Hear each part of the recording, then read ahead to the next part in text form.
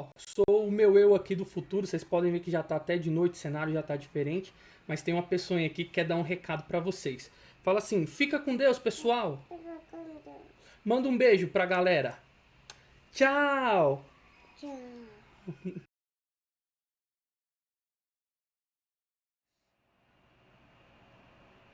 A paz do Senhor, meus irmãos, é com muita alegria que estamos aqui encerrando mais um semestre com a nossa última aula a respeito do sermão da planície.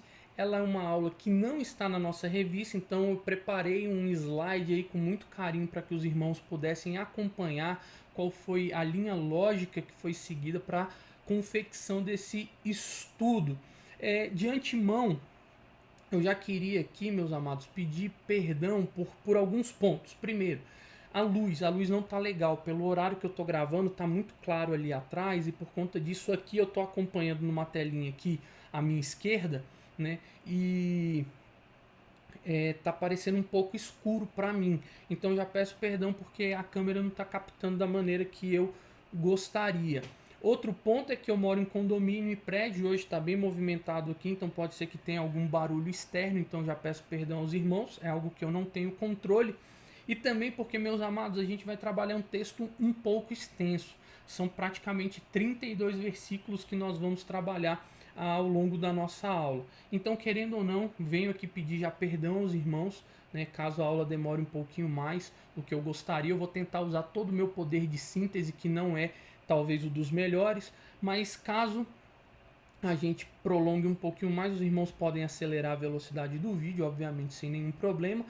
E também, se, como eu vou ter que resumir algumas coisas, pode ser que algumas coisas se percam, mas ainda assim nós sabemos que Deus, ele é poderoso para falar aos nossos corações, independente de qualquer circunstância.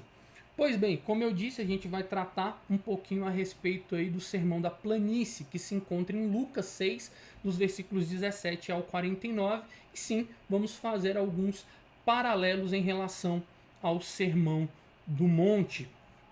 Porém, todavia, entretanto, antes de darmos início propriamente ao conteúdo da nossa aula, eu queria convidar os irmãos a baixarem suas cabeças, fecharem os seus olhos. A gente vai ter um minutinho de oração aqui com Deus para que Ele fale aos nossos corações. Senhor, muito obrigado, Pai, por mais este momento na Tua presença, onde nós podemos cultuar ao Senhor em liberdade. Que o Senhor possa abrir os nossos corações, os nossos ouvidos, para ouvirmos aquilo que o Senhor tem a dizer a nós. Que nós possamos abrir mão das nossas vontades, dos nossos desejos, das nossas percepções, para que o Senhor nos use da maneira que o Senhor quer nos usar. Que a nossa vida seja para o louvor exclusivo da Tua glória. É o que nós oramos no nome santo de Jesus. Amém. Então vamos voltar aqui para a nossa apresentação. E, como eu já disse, ao longo desse semestre nós trabalhamos muito aulas maravilhosas a respeito do Sermão do Monte, que se encontra em Mateus nos capítulos 5, 6 e 7. E foram aulas tão incríveis que dispensa qualquer acréscimo da minha parte. Por isso eu vou tentar me ater ao máximo ao capítulo 6 do Evangelho de Lucas. Mas antes de propriamente a gente entrar no texto, como de costume, a gente vai entender ali um pouquinho do contexto em que ele foi escrito. Então a gente vai passar um pouquinho por essa espinha dorsal aqui, que é quem é Lucas, para quem escreve, como foi escrito, quando foi escrito e qual é a sua temática principal. Então, em primeiro lugar, quem era Lucas?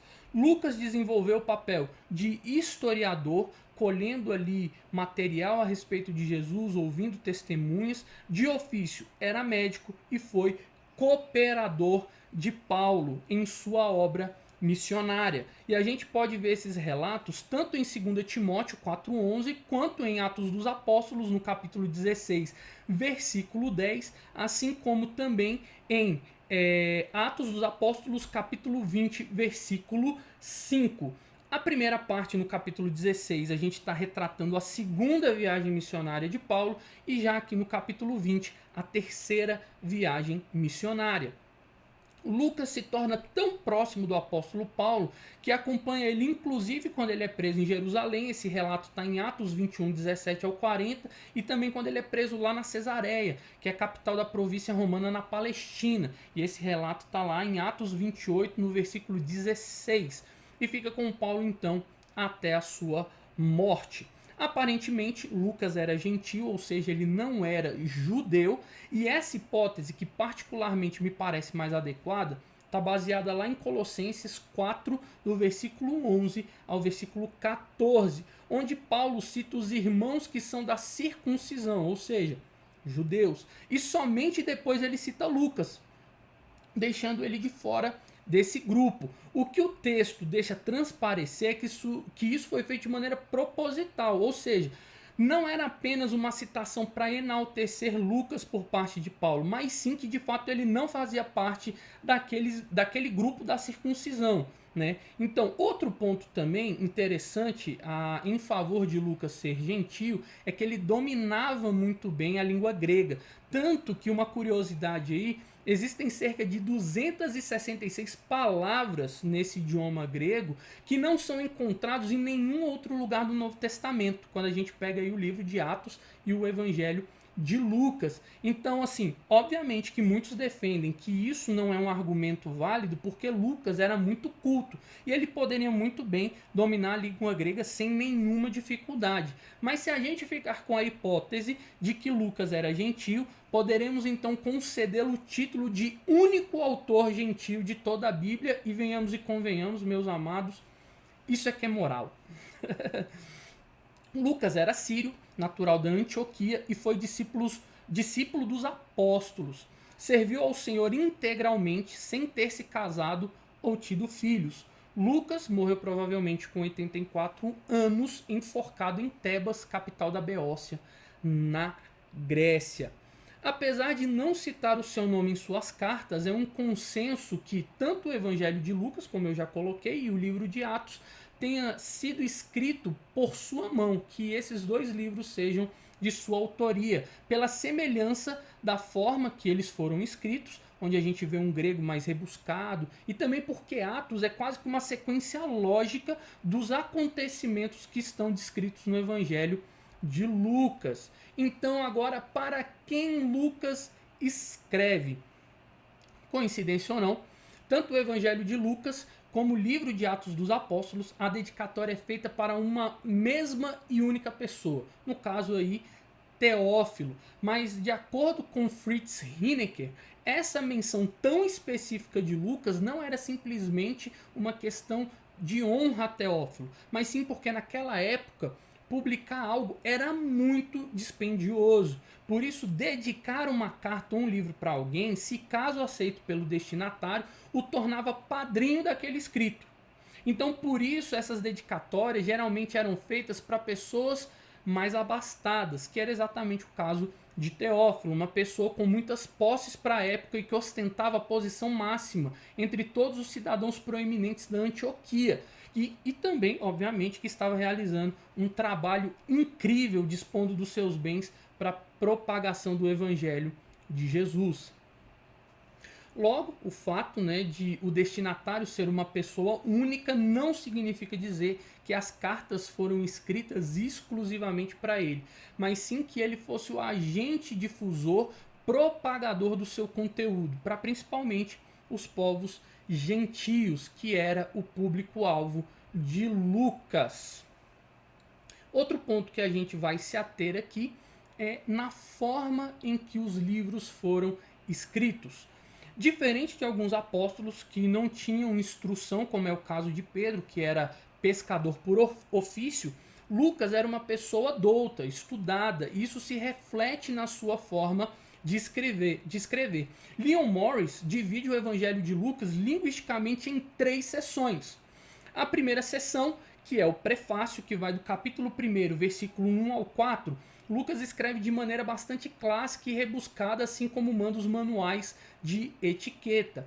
No capítulo 1, a partir do versículo 7 até o capítulo 2 todo, Lucas abandona um pouco esse estilo clássico de escrita, e se aproxima um pouco mais da linguagem hebraica, o que nos leva a crer que aqui a gente tem uma tradução literal de um texto original. Então Lucas não está criando nada, ele apenas faz uma tradução da forma mais fidedigna possível. E por fim, a gente tem o restante do Evangelho de Lucas, a partir do capítulo 3, onde Lucas aí sim esbanja todo o seu conhecimento e vocabulário, trazendo uma visão mais analítica a respeito dos fatos que ele está observando acerca de Jesus, com todo o rebuscamento do seu grego helenístico, trazendo grande riqueza de detalhes para o seu livro. E quando que foi escrito? A pergunta que não quer calar. Quando o livro de Lucas foi escrito?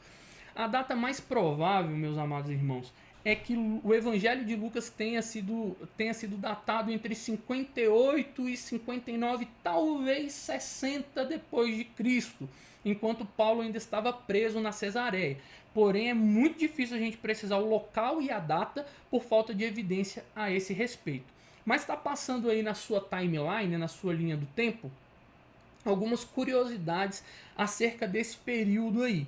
Se a gente olhar para 56 depois de Cristo, Lucas está acompanhando Paulo na sua terceira viagem missionária. E ali ele está, além de ajudante, obviamente, cooperador da obra, ele também está acompanhando Paulo como médico pessoal. Então seria um momento muito conturbado para Lucas conseguir fazer essa junção de material e escrever o seu evangelho. Quando a gente anda um pouquinho mais para frente, 62, 63 depois de Cristo, provavelmente foi a data do escrito de Atos dos Apóstolos. Então não faria muito sentido ele escrever o Evangelho de Lucas depois de Atos dos Apóstolos, sendo que o Evangelho de Lucas e Atos é uma sequência praticamente do Evangelho como a gente viu. Então, muito provavelmente, os dois foram, ainda que escritos muito próximos, dá a ideia de que o Evangelho foi escrito primeiro e depois o livro de Atos.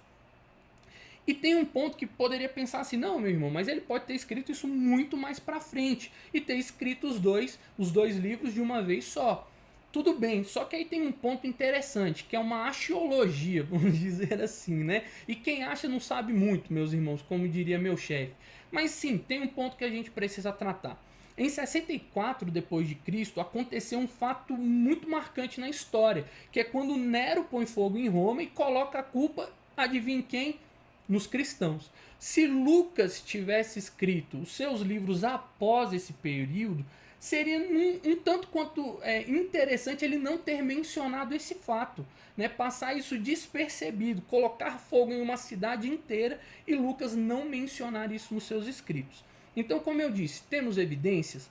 Não. Mas hoje, no meio teológico, é mais comumente aceito que a carta de Lucas, o Evangelho de Lucas, tenha sido escrito nesse período de 58 a 59 depois de Cristo. E qual é a temática central desse Evangelho? Primeiro é apresentar Jesus como um homem de carne e osso, só que perfeito, que não deixou de ser Deus, porque ele era filho de Deus, então ele tinha o seu lado divino. E mostrar também a universalidade do ministério de Jesus, onde agora não há mais um povo escolhido apenas, mas que seja grego, gentio, mulher, criança, samaritano, todos poderiam fazer parte do povo e do reino de Deus. Então, meus amados, com todo esse cenário montado, a gente vai agora para o nosso texto especificamente, né? Eu vou ler com os irmãos os 32 versículos.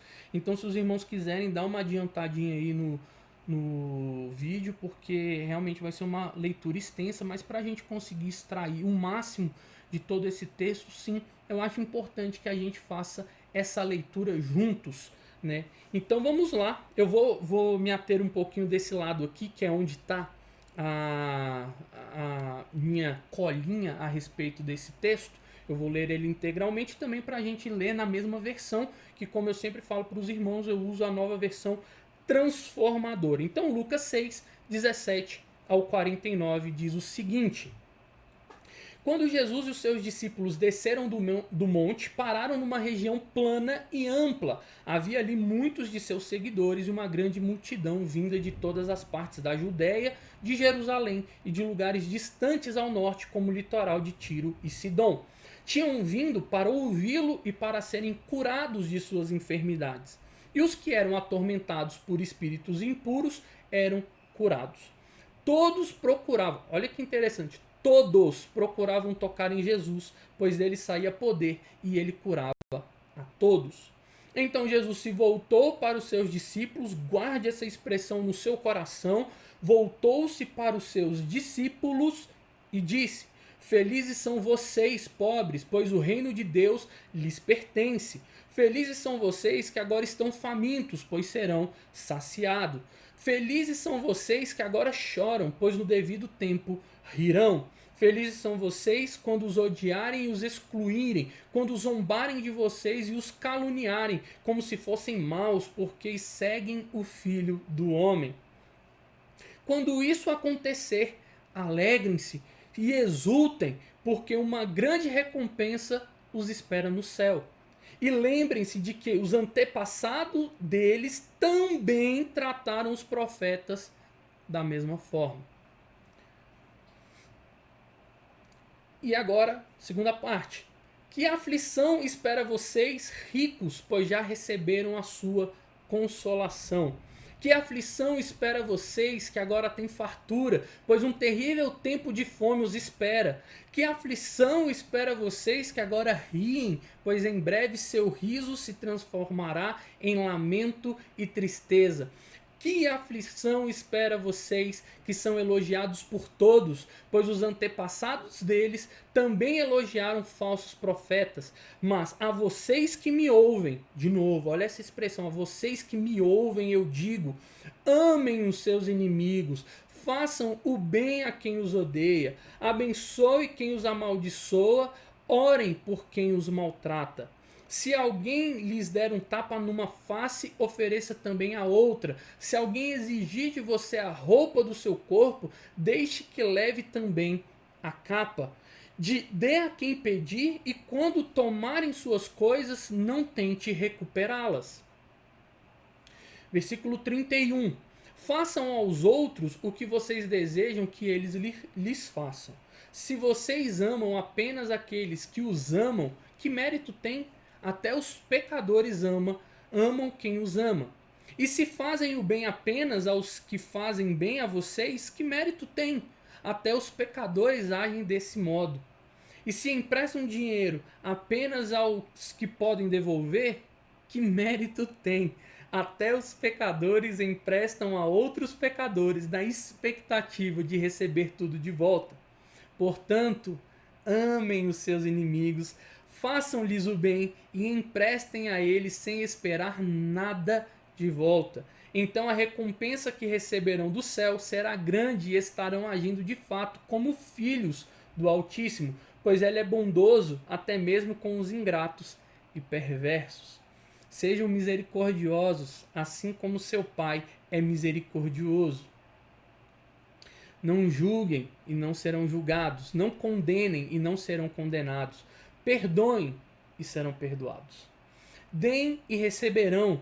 Sua dádiva lhes retornará em boa medida, compactada, sacudida, para caber mais, transbordante e derramada sobre vocês. O padrão de medida que adotarem será usada para medi-los. Jesus deu ainda a seguinte ilustração: é possível um cego guiar outro cego? Não cairão os dois num buraco? Os discípulos não são maiores que seu mestre, mas o aluno bem instruído será como o mestre. Porque você se preocupa com o cisco no olho do seu amigo, enquanto há um tronco em seu próprio olho. Como pode dizer, amigo, deixe-me ajudá-lo a tirar o cisco do seu olho, se não consegue ver o tronco em seu próprio olho? Hipócrita! Primeiro livre-se do tronco em seu olho, e então você verá o suficiente para tirar o cisco do olho do seu amigo. E por fim, uma árvore boa não produz frutos ruins, e uma árvore ruim não produz frutos bons. Uma árvore é identificada por seu fruto. Ninguém colhe figos de espinheiros, nem uva de arbustos espinhosos. A pessoa boa tira coisas boas do tesouro de um coração bom, e a pessoa má tira coisas más do tesouro de um coração mau, pois a boca fala do que o coração está cheio. Porque vocês me chamam Senhor, Senhor, se não fazem o que eu digo. Eu lhes mostrarei como é aquele que vem a mim, ouve as minhas palavras e as pratica. Ele é como a pessoa que está construindo uma casa e cava fundo e coloca os alicerces em uma rocha firme, e quando a água das enchentes sobe e bate contra essa casa, ela permanece firme, pois foi bem construída. Mas quem ouve e não obedece é como a pessoa que constrói uma casa sobre o chão, algumas traduções sobre a areia, que sem alicerces, quando a água bater nessa casa, ela cairá, deixando uma pilha de ruínas. Meus amados, que texto forte, não é verdade? Texto muito bonito, por isso que eu acho importante a gente lê-lo todo, né, para nós vermos o que Jesus queria trazer com todo esse contexto.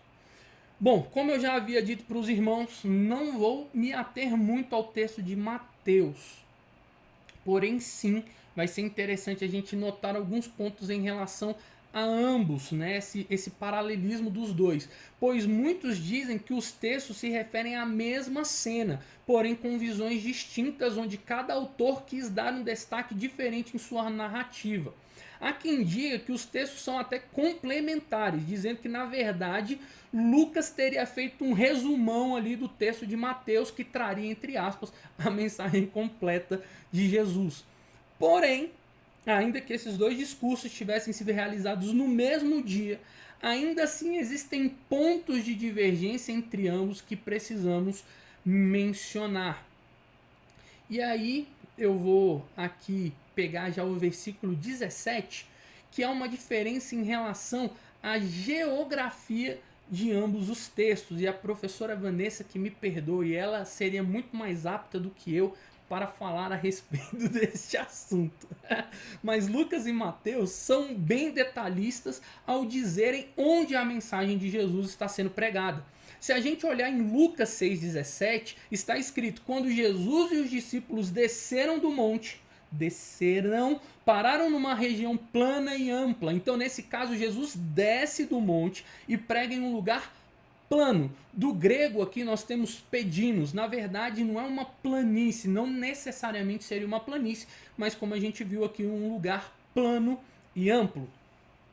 Quando a gente olha Mateus capítulo 5, versículo 1, vai dizer o seguinte: certo dia, quando Jesus viu que as multidões se ajuntavam, subiu à encosta do monte e ali sentou-se. Aqui Jesus ele sobe em um monte para anunciar sua mensagem. Vale um adendo que Mateus está levando sua mensagem para judeus, ainda descrentes em Cristo. Então o fato dele deixar claro que Jesus sobe ao monte é para fazer uma contraparte à revelação da lei recebida por Moisés no Monte Sinai, que está lá em Êxodo capítulo 19 e 20, e Deuteronômio capítulo 5, versículos de 1 a 22, mostrando então aqui que Jesus é superior a Moisés. Então eu sou levado a crer que, apesar das mensagens sim terem esse conteúdo similar, estamos tratando de momentos diferentes e talvez, possivelmente, locais diferentes. Ainda que essa mensagem tenha sido pregada no Monte das Beatitudes, pelo menos ali a região geográfica desse monte era diferente. E também pode ser que o público seja diferente. O pastor Alain, meus amados, citou na sua aula inaugural algo muito interessante, que Jesus ele possui um ministério peripatético. Então, como ele pregava em diversos lugares, possivelmente, impreterivelmente, uma hora ou outra, ele ia repetir sim os seus ensinamentos. E aqui caberia essa situação, né? E outros pontos que a gente vai abordar aqui, que fortalece essa hipótese, é o seguinte. Eu vou tomar uma aguinha aqui, irmãos, eu peço perdão. Deixa eu sair aqui um pouco, voltar, porque, como eu disse, a aula hoje é bastante extensa. Amém. Então, quando a gente vai observar aqui as diferenças, Lucas deixa claro que essa é uma pregação realizada no início do ministério de Jesus. Porque se a gente ler ali no versículo 13, Jesus havia acabado de escolher os seus 12 discípulos.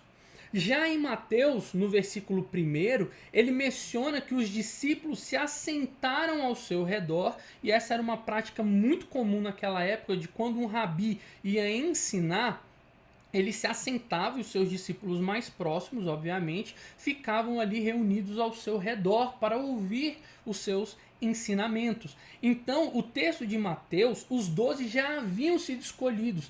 Tanto que se a gente voltar um pouquinho, lá no capítulo 4, nos versículos 10 e 11, a gente tem o seguinte: mais tarde, quando Jesus estava sozinho com os 12 e os outros que estavam reunidos ao seu redor, perguntaram-lhe qual era o significado das parábolas. Então ele respondeu: a vocês é permitido entender o segredo do reino de Deus, mas as parábolas é para falar aos de fora. Ou seja, Jesus já falava em particular com seus 12 discípulos, reforçando que aqui em Mateus a gente tem uma situação que não nos remete ao início do ministério de Jesus. Outra divergência que a gente tem é que Lucas direciona o seu sermão para os discípulos. Na hora que a gente estava lendo o texto, eu até enfatizei que ele está mandando esta mensagem ali para os discípulos. Isso está no versículo 20, introduzindo de forma mais rápida e prática o ensinamento em relação ao reino de Deus e de como deve ser a conduta daqueles que desejam seguir a Jesus. Enquanto em Mateus, Jesus parece já direcionar esse sermão tanto para os discípulos como também para as multidões. A gente pode ler isso lá no versículo 1 do capítulo 5. E não mais em caráter introdutório, mas sim de forma minuciosa, a fim de que seja estabelecida de forma clara como o cristão deve se portar no seu dia a dia. Tanto que também, como o pastor Alan citou, a ideia que traz é que o capítulo 5, 6 e 7 de Mateus foi feito em uma única vez. Então Jesus pregou aquele sermão ali direto. Então se às vezes a gente fica incomodado com uma mensagem de 40 minutos, o povo ali provavelmente ouviu muito mais de 40 minutos vindo da fonte do próprio Deus.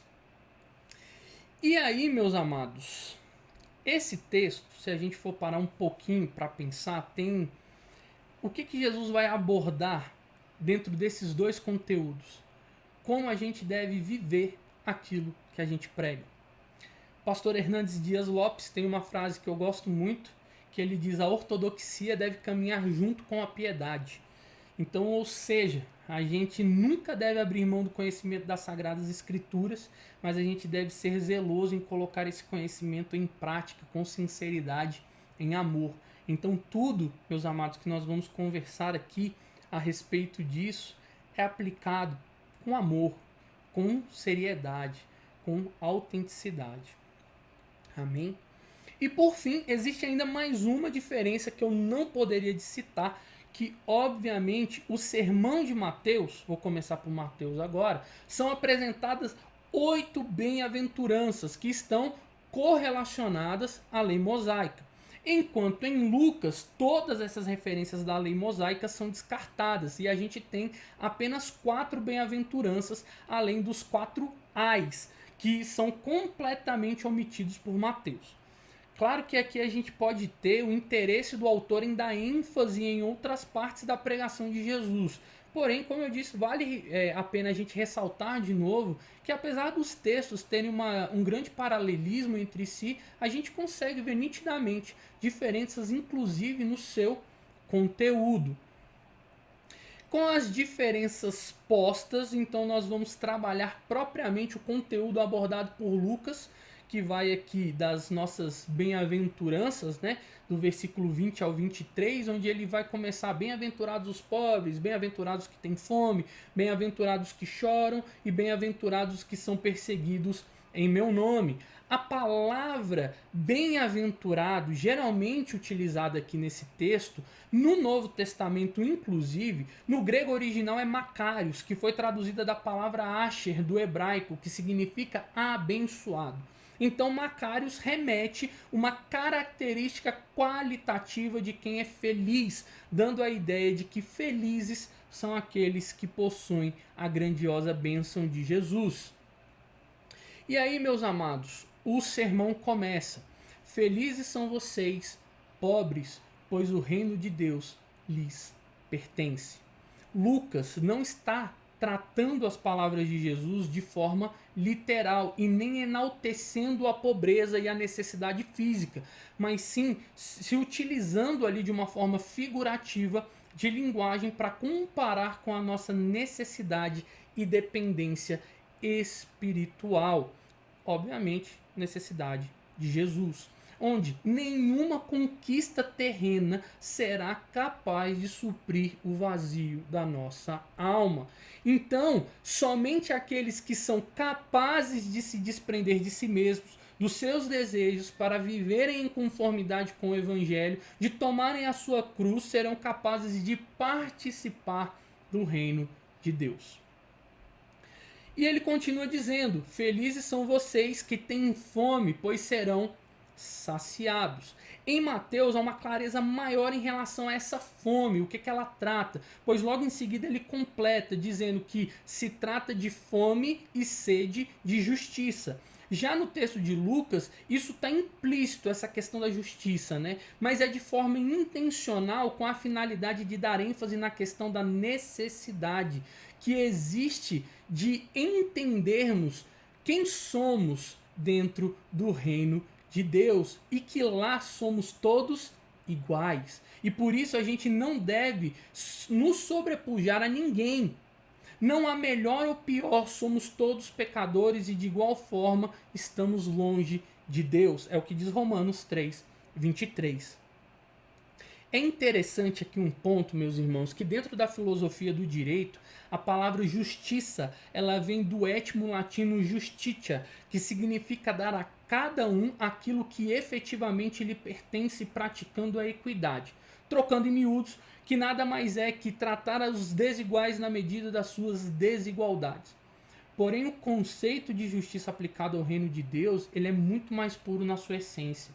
Porque ele não está visando corrigir uma desigualdade. Deus não está reparando um erro, muito pelo contrário. Jesus está dizendo que todos aqueles que se saciarem nele receberão de forma gratuita e imerecida. E eu repito, de forma gratuita e imerecida o benefício de partilhar da vida eterna. João, lá no capítulo 6, no versículo 35, diz que Jesus, reforçando essa ideia, coloca: eu sou o pão da vida, e aquele que vier a mim jamais terá fome, e aquele que crer em mim jamais terá sede. Então, não há reparação de injustiças dentro do reino de Deus. Mas Jesus continua: felizes são vocês que choram, pois no tempo oportuno e certo se alegrarão. Então, assim como lá na parte dos que têm fome, Lucas também deixa os que choram sem uma qualificação exata. Mas se a gente olhar o contexto e todo o caminho que Jesus está trilhando até o momento, a gente pode perceber que essa bem-aventurança, ela vai iniciar a pavimentação da conclusão da primeira parte. Por isso que eu digo que é grande. Pois os que choram são aqueles que necessitam de alguma forma exercer a misericórdia. Lembrando que aqui no texto a gente foi alvo da misericórdia de Deus primeiro. E se nós estamos compreendendo o que já foi colocado por Jesus anteriormente, de que a gente é pobre e depende exclusivamente de Deus, somos famintos por justiça, onde somos todos iguais e de igual forma somos saciados apenas em Jesus, então a gente chega aqui no confronto da nossa própria miserabilidade, onde fomos convidados a participar do reino de Deus sem nenhum mérito da nossa parte. Por isso, aquilo que a gente recebe de graça a gente também oferece. Se a gente foi alvo dessa misericórdia quando a gente ainda estava em trevas, também devemos oferecer misericórdia.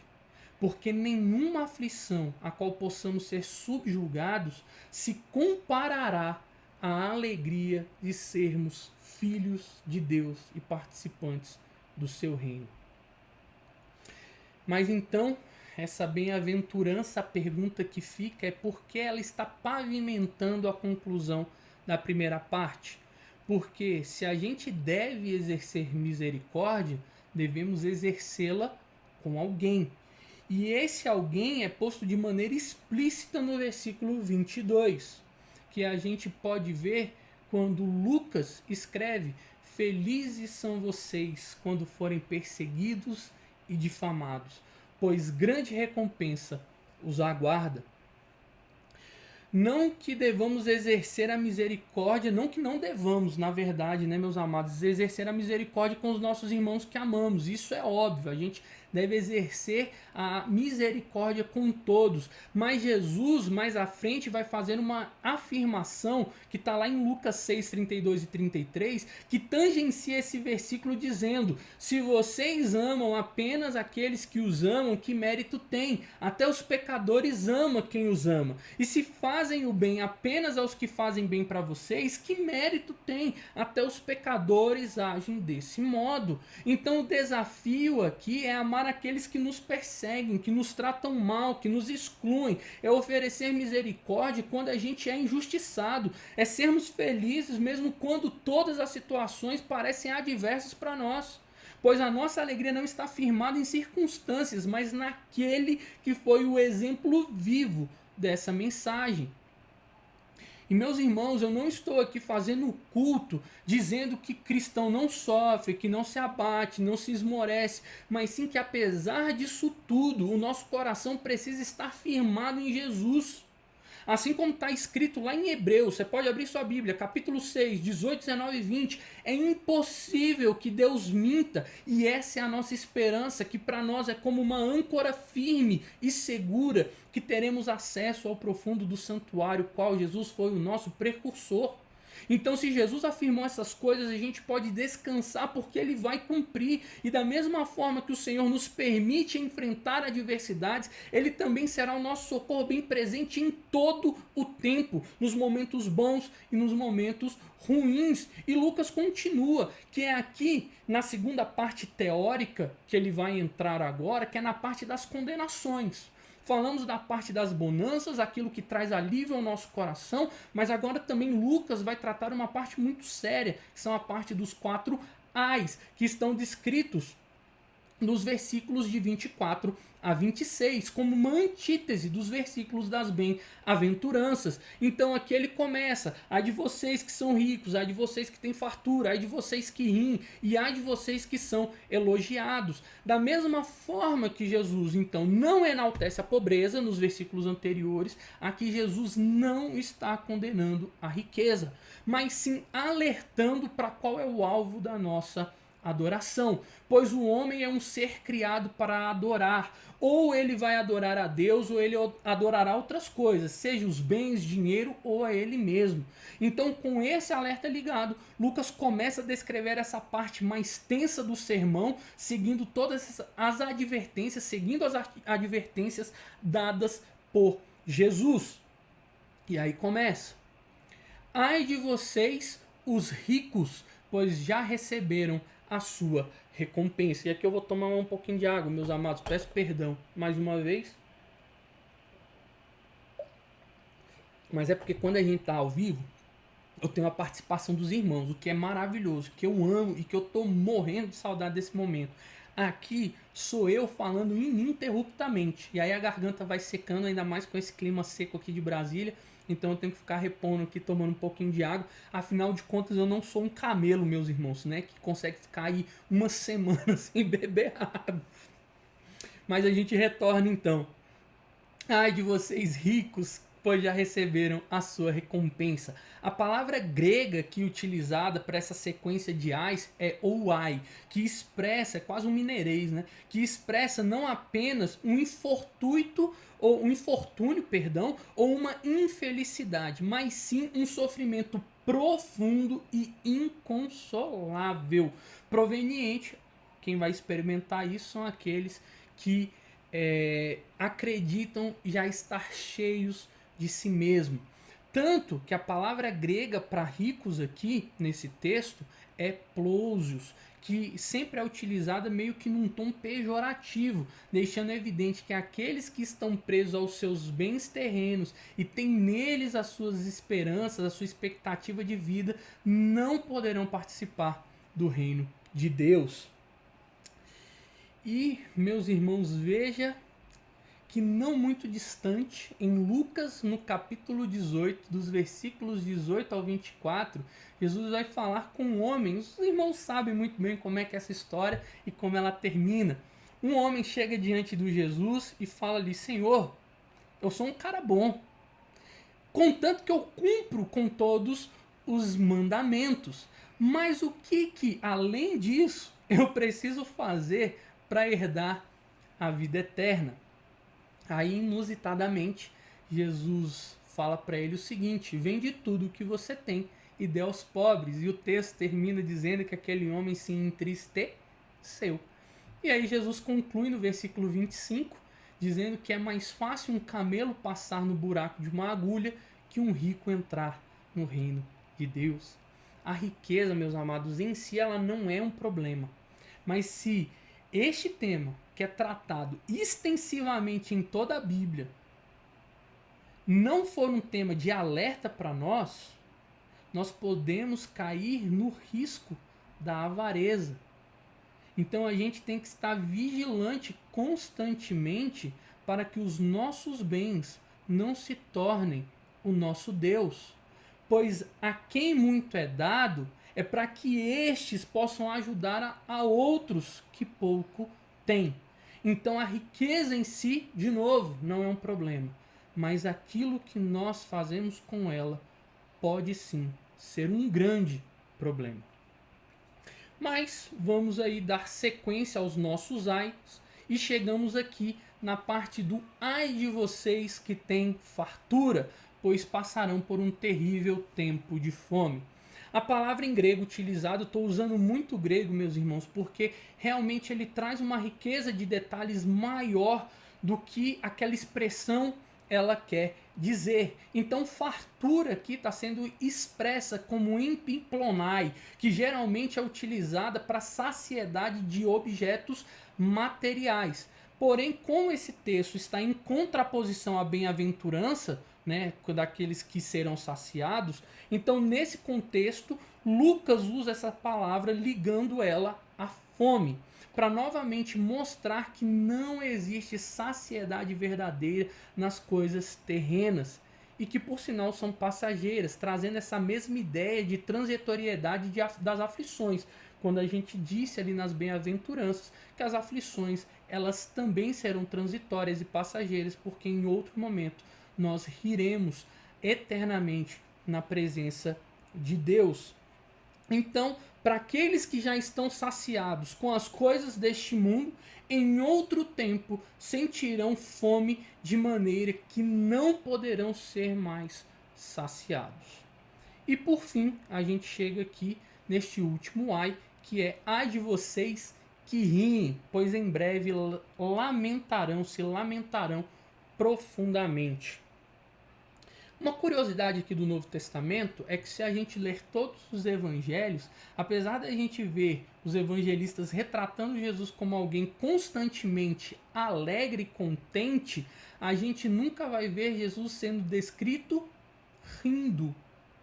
Porque apesar do riso, na maioria das vezes, na nossa cultura, ser associado a questões positivas, para alguns evangelistas o termo rir era utilizado para expressar zombaria e escárnio. E por isso eles evitavam esse uso de expressão para a pessoa de Jesus, para que não ocorresse aí uma desvirtuação do seu sentido. E é esse tipo de riso, inclusive, que está sendo descrito aqui no Sermão da Planície, que está ligado à alegria passageira e leviana daqueles que estão presos aos seus prazeres e satisfações pessoais, e com isso escarnecem das coisas ligadas à eternidade. Então, meus amados, E na verdade, esse não é o último ai, perdão, eu tinha dito que esse era o último ai e não é, esse é o terceiro ai. O último ai, que encerra essa segunda parte teórica, né, é este ai aqui. Ai de vocês. E talvez esse daí é um dos que nós vamos trabalhar um pouquinho mais a respeito. Que diz: ai de vocês que são elogiados por todos, pois seus antepassados também elogiaram falsos profetas. Esse último ai aí, existe uma advertência implícita que a gente tem que diferenciar. Tá? E eu quero levar os irmãos lá na primeira epístola de Timóteo, capítulo 3, versículo 7, que diz o seguinte: é muito importante que tenha um bom testemunho para os que são de fora, para que não sejam acusados e caiam no laço do diabo. E aí vem a pergunta: qual é o mal então em ser elogiado por todos se o bom testemunho é um pré-requisito para nós cristãos, mas principalmente para aqueles que almejam o episcopado, ou seja, que exercem uma função de liderança na igreja, porque esse texto de Timóteo é mais direcionado para a parte de liderança, os presbíteros, bispos da igreja e tal, os diáconos. Só que, meus irmãos, obviamente a gente sabe que isso daqui é importante para a vida de qualquer cristão, independente da esfera que ele ocupe na sua igreja. Então, qual é o problema em ser elogiado? Não é errado quando a gente pensa na questão simples do envaidecimento, né? Naqueles que sentem prazer em ser bajulados. Até porque, venhamos e convenhamos, ninguém gosta de fazer alguma coisa e falar assim: nossa, meu irmão, como esse trabalho ficou horroroso. A gente gosta sim de ser elogiado, mas a gente tem que ter atenção como isso, o que isso tem produzido no nosso coração. Mas Lucas, ele vai um pouco além aqui nessa questão, porque ele cita algo muito importante que a gente não pode omitir e deixar passar batido, que ele descreve a questão dos profetas. Então grifa isso, profetas. Ele ressalta muito além dessa questão simples do envaidecimento. Ele está mostrando que dificilmente aqueles que dizem a verdade serão amados por todos, porque a verdade, ela muitas vezes incomoda e ela nos confronta com os nossos pecados e falhas. E veja como que a Bíblia é viva para os dias que nós vivemos hoje.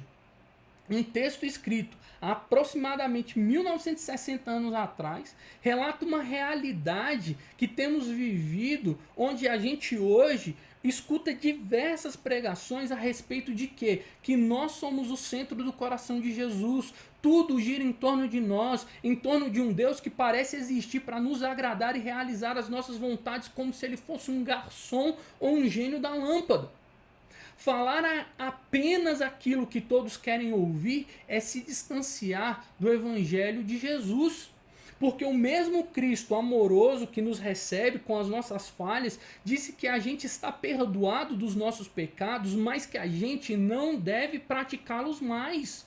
E hoje a gente vive uma igreja que, se não é perseguida, pode ser, meus amados, que um dos motivos seja porque a gente não incomoda ninguém. A gente não prega mais contra o pecado, a gente não se levanta contra as injustiças. Nós nos omitimos nas nossas funções primordiais. Então, meus amados, antes a gente só apresenta um Deus às pessoas à imagem daquilo que elas desejam, ser amado assim não é nenhuma questão de ser fácil, é uma questão de ser óbvio. E a gente precisa lembrar que João Batista perdeu a cabeça e Jesus foi crucificado por mensagens como essas. Onde ele não era que ele estava dizendo ali que ele amava todos, e não porque ele não ame, mas porque ele dizia: arrependei-vos. Foi por isso que grandes heróis da fé entregaram as suas vidas, crendo que nós precisamos nos arrepender. Não obstante, meus amados, Jesus aqui neste mesmo sermão, ele vai falar a respeito, ele já até falou a respeito, né? Nós já lemos da perseguição que ele e os seus discípulos sofreriam, porque a verdade, ela não é negociável e muito menos uma questão de ponto de vista. Por isso que ele fala: se alegrem, sejam felizes, quando vocês forem perseguidos.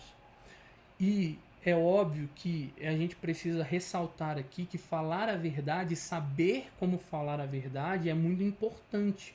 Porque há uma diferença gigantesca entre você ser sincero e você ser arrogante.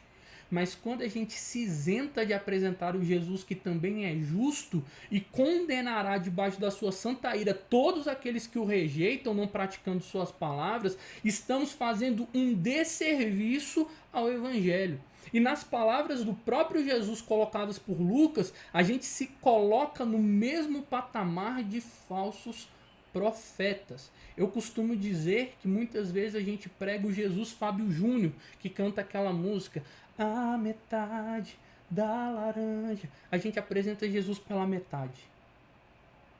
É um Jesus que ama todos incondicionalmente, que ama todos da maneira que eles são e que agora a gente, por conta desse amor incondicional e indestrutível, como diz Romanos 8, quem nos separará do amor de Deus? Quem nos separará do amor de Deus? E aí a gente prega esse Jesus colocando como se essa preciosa graça, esse presente gratuito e merecido, fosse justificativa para vivermos da mesma maneira que estamos vivendo. A graça já não mais, nas pregações atuais, busca nos levar ao arrependimento e a uma vida santificada, mas visa justificar que a lama que estamos não é mais lama, não é mais suja. E isso é terrível. Isso é pregação de falso profeta. Chegamos então à terceira e penúltima parte desse sermão, que Jesus profere depois que ele já colocou aí toda a sua parte teórica a respeito das bem-aventuranças e dos ais e das condenações. Ele caminha para a parte prática, mostrando que a gente, de fato, como eu disse ali na mensagem do reverendo Hernandes Dias Lopes, precisamos viver aquilo que pregamos. O nosso conhecimento precisa ser movido por ações. Então, dos versículos 27 ao 36, Jesus vai trabalhar a respeito de um amor que somente que aqueles que possuem o desejo sincero de servi-lo serão capazes de oferecer. Por isso, lá no versículo 27, Lucas vai enfatizar na parte A a seguinte expressão: para vocês que me ouvem. E aí ele vem aí, né, enumerando qual que seria essas questões amorosas que nós precisamos praticar, que são: ame seus inimigos, 27 parte B, abençoe quem os amaldiçoa e ore por quem lhes maltrata, versículo 28, retribua o mal com o bem, versículo 29, sejam generosos e saibam perdoar genuinamente, versículo 30, e sejam misericordiosos como vosso Pai é, versículo 36. Se a gente olhar com cuidado, a gente vai perceber que todos os verbos aí de cima que a gente citou, eles foram muito bem traduzidos do grego original, porque eles se encontram num imperativo presente, que significa dizer que todas essas ações devem ser realizadas de forma contínua, de acordo com a ordem que foi dada. Logo, isso não é uma opção para nós. Isso é um mandamento. Viver essas coisas deve ser parte habitual do nosso dia a dia. Tratar os outros como a gente gostaria de ser tratado, sem esperar absolutamente nada em troca. Tanto que Jesus aqui, ele vai utilizar uma expressão no grego que é o amor ágape, que é um amor incondicional. E ele deixa claro para os seus discípulos que a nossa conduta deve refletir a entrega ao próximo e a renúncia de nós mesmos. Aqui eu gostaria apenas de realizar um breve adendo, porque o homem produzir um amor sacrificial, né, em si mesmo, eu acho que é algo impensável. Isso é a minha opinião, tá, meus irmãos? E eu diria que talvez, sendo um pouco mais ousado, seria impossível o homem conseguir produzir esse amor por conta da sua natureza pecaminosa e caída. Mas olha que coisa impressionante. Se a gente ler Gálatas 5, no versículo 22, vai dizer o seguinte: o fruto do Espírito é amor. E veja que esse amor que está sendo retratado aqui em Gálatas está sendo descrito como um amor ágape. Então, da mesma forma que o Senhor nos ordena a viver esse amor, é Ele também que produz esse amor em nós, os que somos chamados e escolhidos para sermos seus imitadores. É bonito, meus irmãos, saber que o nosso Deus que nos chama para a sua obra também nos capacita a cumpri-la. E aí, a gente vai agora partir um pouquinho a respeito das ilustrações em relação ao padrão de vida cristã. Existe um meme, hoje na internet tudo é meme, que aparece muito, que às vezes uma pessoa explica alguma coisa e a outra fica ali um pouco sem entender, aí ele fala assim: você quer que eu desenhe? E é mais ou menos o que Jesus vai fazer aqui. Sim, ele vai desenhar, ele vai ilustrar tudo o que ele disse até agora. E aí ele começa aqui mostrando o seguinte: é possível um cego guiar outro cego, o cisco do olho, a árvore e os frutos, e o construtor, um que constrói a casa na areia, outro na rocha. Então, meus amados, a gente vai agora trabalhar um pouquinho a respeito dessas ilustrações. E a pergunta que fica é possível um cego guiar outro cego? Ou seja, a gente pode servir de guia para uma pessoa se a gente não sabe para onde está indo? Eu acho que meu ex, às vezes, ele brinca disso comigo, que é meu aplicativo de celular. Eu sou um cara totalmente desorientado, meus amados. Eu posso ir no mesmo lugar 150 vezes e eu vou precisar do Waze em todas elas. Mas meu Waze tem vezes que ele brinca comigo e ele me coloca numas rotas que eu falo assim: se o meu Waze não sabe para onde vai, imagina eu. Se eu me perder aqui, eu simplesmente sento e choro porque eu não sei voltar para casa. Então, meus amados, a gente só pode servir de guia, a gente só pode conduzir as pessoas para algum lugar se a gente tiver clareza do caminho que nós estamos percorrendo. E isso é uma afronta que Jesus está fazendo diretamente às lideranças farisaicas, advertindo que os seus discípulos sejam diferentes. E há até, inclusive, um paralelo dessa ilustração no Sermão do Monte que está em Mateus, capítulo 5, versículos de 13 ao 15, onde a gente deve ser sal da terra e luz do mundo. O sal precisa dar sabor, senão será jogado fora. E a luz não pode ser posta debaixo da cama, mas em um local onde clareie todo o ambiente. Então a nossa vida deve ser um instrumento para a salvação das pessoas ao nosso redor. Porém, se a gente estiver cego, apenas estaremos conduzindo mais pessoas para a perdição. E Paulo enfatiza isso em 1 Coríntios 10:32, quando ele diz: não se tornem de maneira alguma motivo de tropeço, nem para judeu, nem para grego e nem para a igreja de Deus.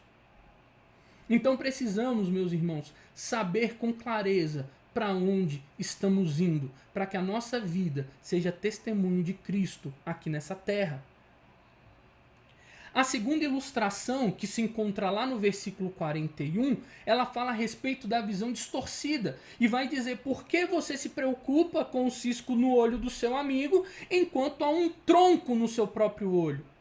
Apesar da seriedade de todo o sermão, isso é óbvio, Jesus aqui ele parece se dar o direito de usar um alívio cômico, tá? Nessa parte, meus irmãos, fazendo uma paródia hiperbólica em relação aos ensinos rabínicos da época, satirizando novamente, só que agora de forma mais ácida, vamos dizer assim, a hipocrisia daqueles que conseguem perceber pequenos defeitos na vida do próximo, mas são incapazes de fazer um julgamento sincero a respeito de si mesmo.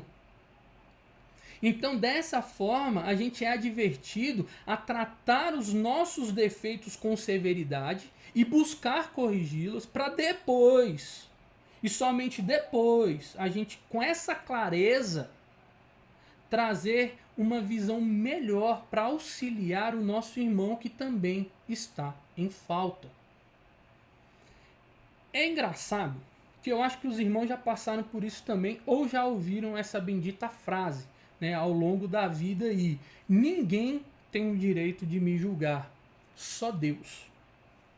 Só que essa aplicação ela é completamente descabida, porque esse texto não corrobora para essa frase. O texto não diz que a gente não deve julgar uns aos outros. Veja que, inclusive, na parte final desse versículo 42 aqui, ele vai falar o seguinte: livre-se do tronco em seu olho, e então você verá o suficiente para tirar o cisco do olho do seu amigo.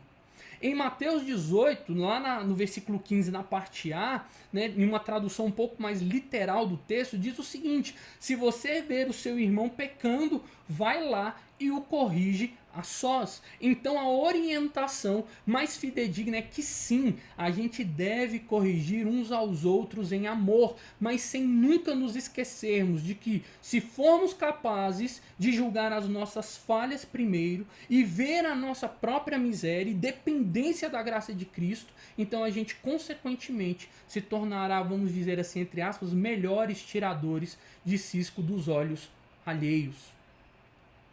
A terceira ilustração, meus irmãos, vai estar lá no versículo 43 e 44. E apesar de serem duas, como elas possuem o mesmo sentido moral, eu vou elencar elas apenas como uma ilustração, dando maior destaque para uma primeiro, né, que é a parte da árvore que produz frutos de acordo com a sua essência. Uma árvore boa produz bons frutos, e uma árvore ruim, consequentemente, produz frutos ruins.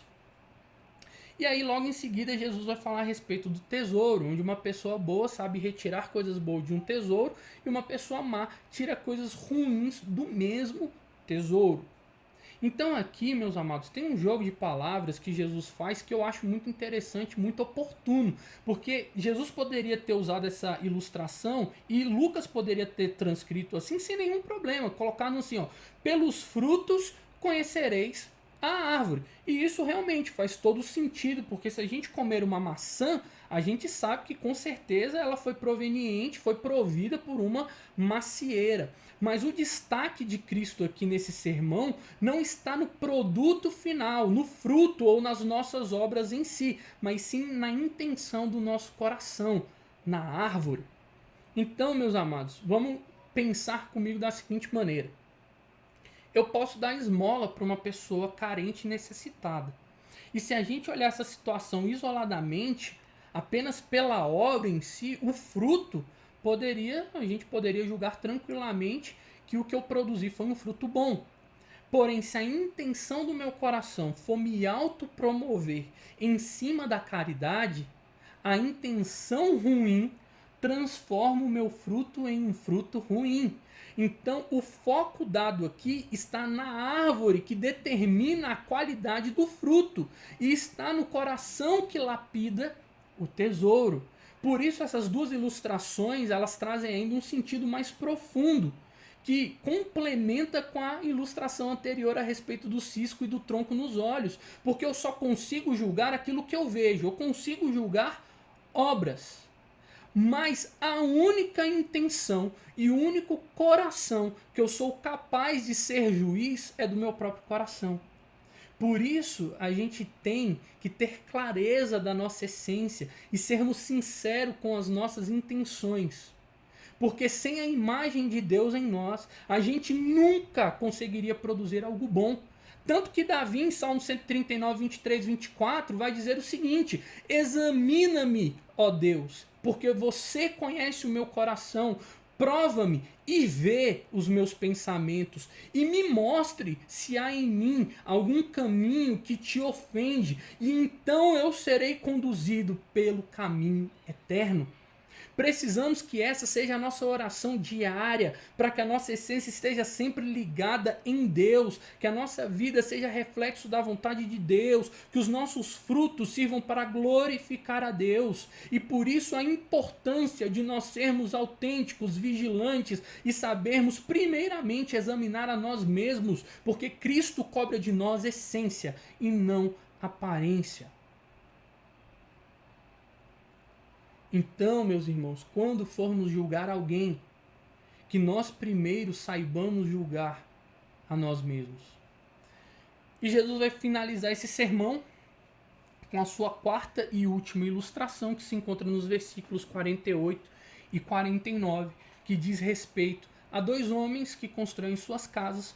Um a edifica na areia e o outro a edifica na rocha, mostrando que não basta simplesmente ouvi-lo, não basta entendê-lo como Senhor, não é suficiente fazer parte da multidão.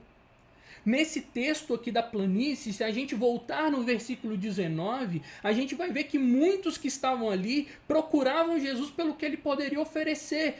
Veja lá no versículo, todos procuravam tocar em Jesus, pois dele saía poder e ele curava a todos. Jesus curava, Jesus alimentava a multidão, Jesus era útil.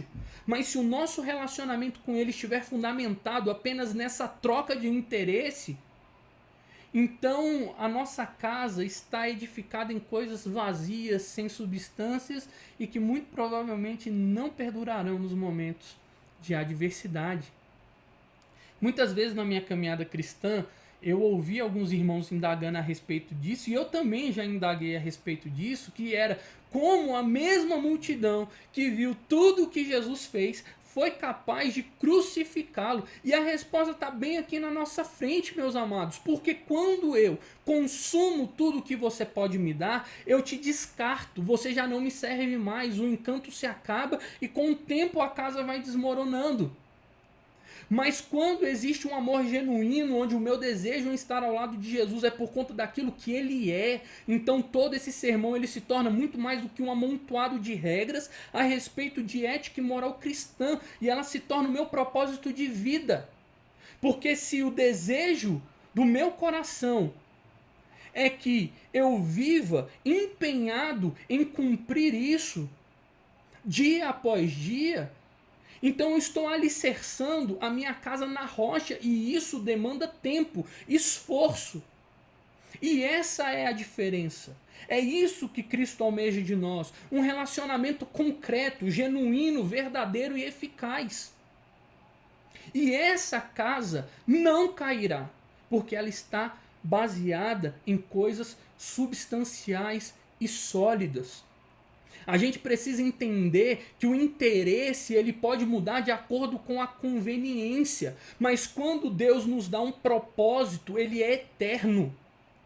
E por isso Jesus vai enfatizar diversas vezes: o meu reino não é deste mundo, porque os tesouros daqui são temporários. O reino que eu tenho preparado para vocês não pode ser destruído ou saqueado. É só a gente voltar em Mateus capítulo 6, versículos 19 e 20. Seguir Jesus não significa apenas estar com Jesus. Lucas, lá no versículo 46, já coloca isso de maneira clara. Por que vocês me chamam Senhor, Senhor, se vocês não fazem o que eu digo? Mateus, no Sermão do Monte, ainda é mais enfático, nos versículos 22 e 23. Muitos me dirão naquele dia: Senhor, Senhor, profetizamos em teu nome expulsamos demônios, realizamos muitos milagres. Então Jesus lhes dirá claramente: afastem-se de mim, vocês que praticam o mal, eu nunca sequer os conheci. Então, meus irmãos, todas essas ilustrações e boa parte do conteúdo, como a gente viu aqui, deste sermão, a gente encontra sim lá no Sermão da Montanha, no Evangelho de Mateus.